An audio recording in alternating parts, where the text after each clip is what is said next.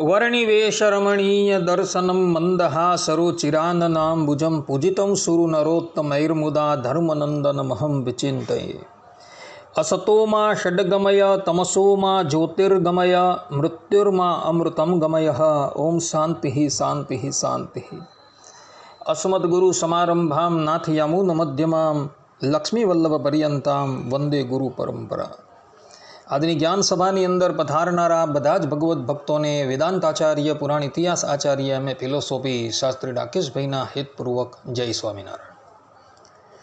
ભક્તો, આજની આ જ્ઞાન સભાની અંદર આપણે બધા પ્રભાસ ક્ષેત્રના મહાત્મય પર થોડી વાત શ્રવણ કરશું। ગુજરાતની અંદર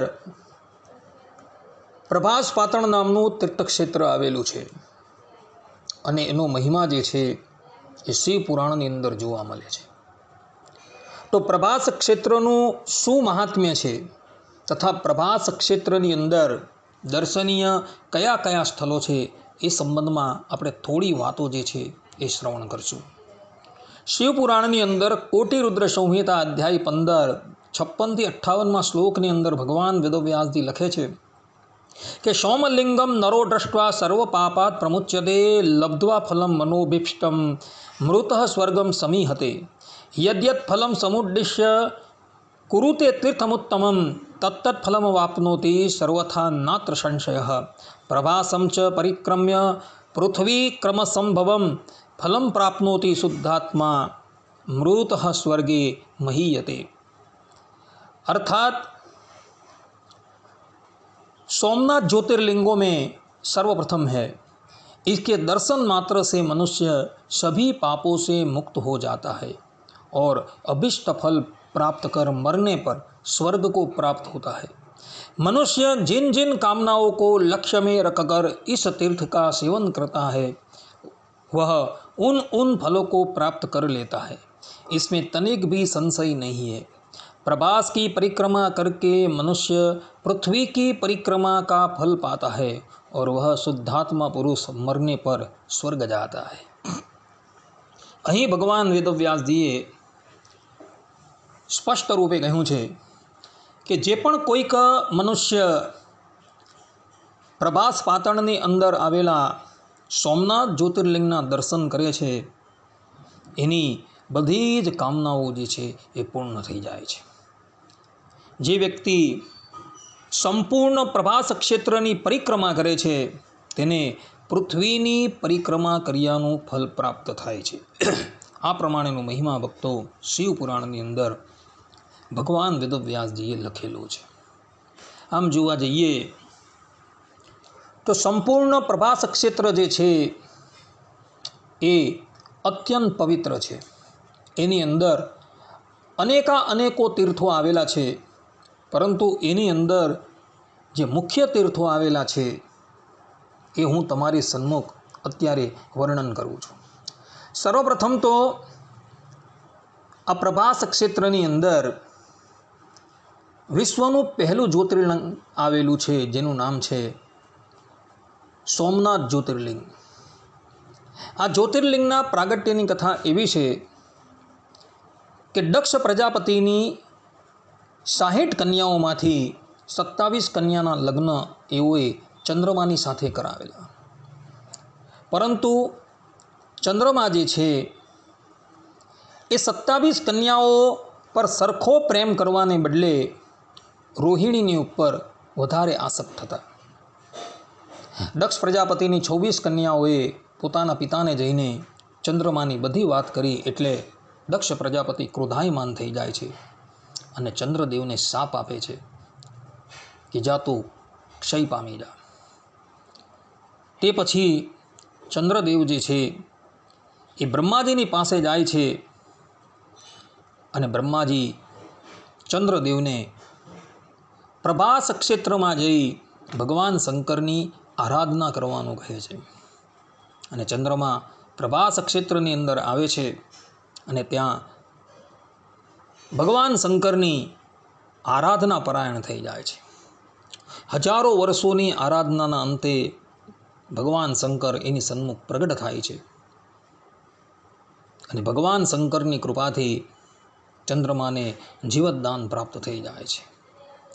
તે પછી ત્યાં આવેલા બીજા બધા દેવતાઓ, ઋષિમુનિઓ અને ચંદ્રદેવ ભગવાન શંકરને કહે છે કે હે પ્રભુ, તમે હવે આ સ્થાનની અંદર કાયમને માટે સ્થિત થઈ જાઓ. દેવતાઓની વાત સાંભળી, ઋષિમુનિઓની વાત સાંભળી ભગવાન શંકર જ્યોતિર્લિંગ રૂપે આ સ્થાનની અંદર સ્થિત થઈ ગયા. ભક્તો, આ વિશ્વનું પ્રથમ જ્યોતિર્લિંગ હતું અને એટલે જ માટે શિવપુરાણની અંદર કહેવાયું છે શ્રી સૌરાષ્ટ્રે સોમનાથમ ચ. આ પ્રમાણે પ્રભાસ પાટણની અંદર આવેલું સોમનાથ જ્યોતિર્લિંગ જે છે એ વિશ્વનું પ્રથમ જ્યોતિર્લિંગ છે. તો સોમનાથની અંદર અર્થાત કે પ્રભાસ પાટણની અંદર દર્શનીય કોઈ સ્થળ હોય તો એ આ સોમનાથ મહાદેવનું મંદિર છે. પ્રભાસ પાટણની અંદર બીજું દર્શનીય સ્થળ છે પ્રાચી ત્રિવેણી સંગમ, કે જ્યાં 3 નદીઓનો સંગમ થાય છે. આ સ્થળ જે છે એની અંદર ભારત વર્ષની અત્યંત પવિત્ર નદી એવી હિરણ્યા, સરસ્વતી અને કપિલા નદીનો સંગમ જોવા મળે છે. આ સ્થળની અંદર જો સ્નાન કરવામાં આવે તો જીવાત્માના બધા જ પાપો જે છે એ સમાપ્ત થઈ જાય છે. આ નદીના સંગમ સ્થળની ઉપર મહાપ્રભુજી વલ્લભાચાર્યજીની બેઠક આવેલી છે, જ્યાં આચાર્ય વલ્લભાચાર્યજીએ શ્રીમદ ભાગવતનું પારાયણ કરેલું હતું. પ્રભાસ પાટણની અંદર ત્રીજું દર્શનીય સ્થળ છે યાદવ સ્થલી, કે જે સ્થળની ઉપર યાદવો જે છે એ પરસ્પર લડીને કાળના મુખની અંદર જતા રહ્યા હતા. આ સ્થળ જે છે એ હિરણ્યા નદીના કિનારે આવેલું છે, કે જે કિનારા પર 56 કરોડ યાદવો જે છે એ પરસ્પર લડીને કાળના મુખની અંદર જતા રહ્યા હતા. પ્રભાસ ક્ષેત્રની અંદર ચતુર્થ દર્શનીય સ્થળ છે ભાલકા તીર્થ. ભક્તો, આ ભાલકા તીર્થનો ઇતિહાસ છે એ બહુ અદ્ભુત છે. સમસ્ત યાદવો પરસ્પર કપાઈને કાળના મુખમાં જતા રહ્યા અને ભગવાન શ્રી કૃષ્ણ જે છે એ આ ભાલકા તીર્થની પાસે આવેલા એક પીપળાના વૃક્ષની નીચે પગ ઉપર પગ ચડાવીને બેઠેલા હતા. ભગવાન શ્રી કૃષ્ણના મુખારવિંદરની ઉપર એવી શાંતિ હતી કે જાણે કંઈ થયું જ નથી. એવા સમયની અંદર ત્યાં એક શિકારી આવે છે.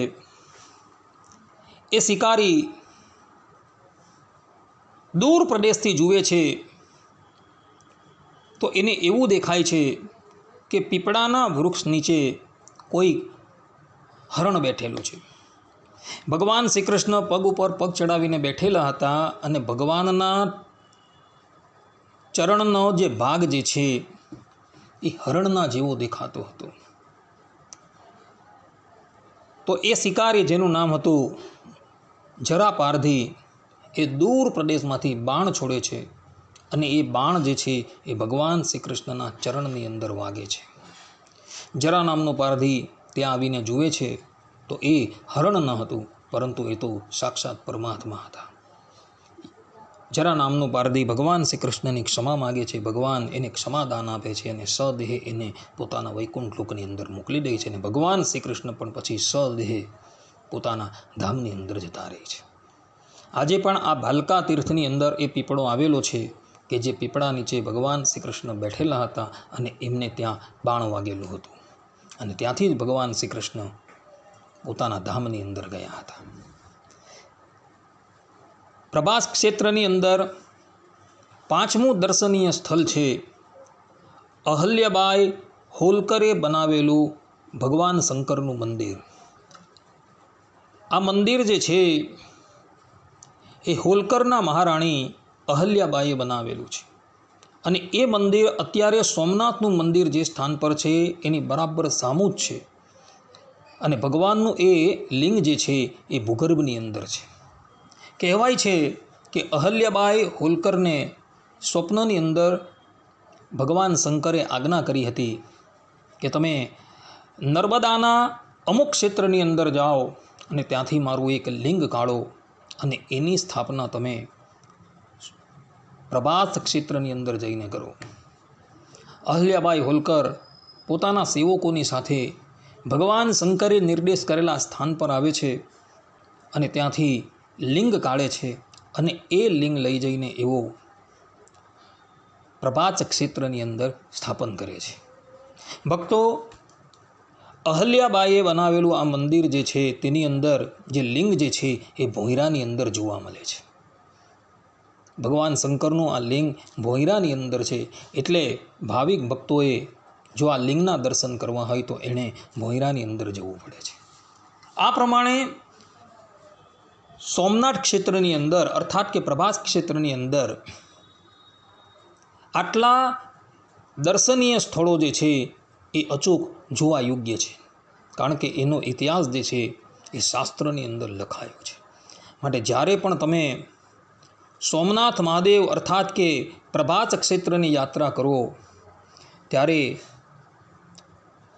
પ્રભાસ ક્ષેત્રની અંદર આવેલ સમુદ્રની અંદર સ્નાન કરજો અને પછી આ બધા જ દર્શનીય સ્થળોએ દર્શન કરવા માટે જુઓ, જેથી કરીને તમે બધા જ કલ્મશથી મુક્ત થશો. આટલું કહીને હું મારા આ પ્રવચનને અહીં વિરામ આપું છું. સર્વે સંતુ નિરામય, સર્વે સુખીનો ભવંતુ, સર્વભદ્રાણી પશ્યંતુ, માં કશ્ચિત દુઃખ ભાગ ભવેત અસ્તુ. જય સ્વામિનારાયણ.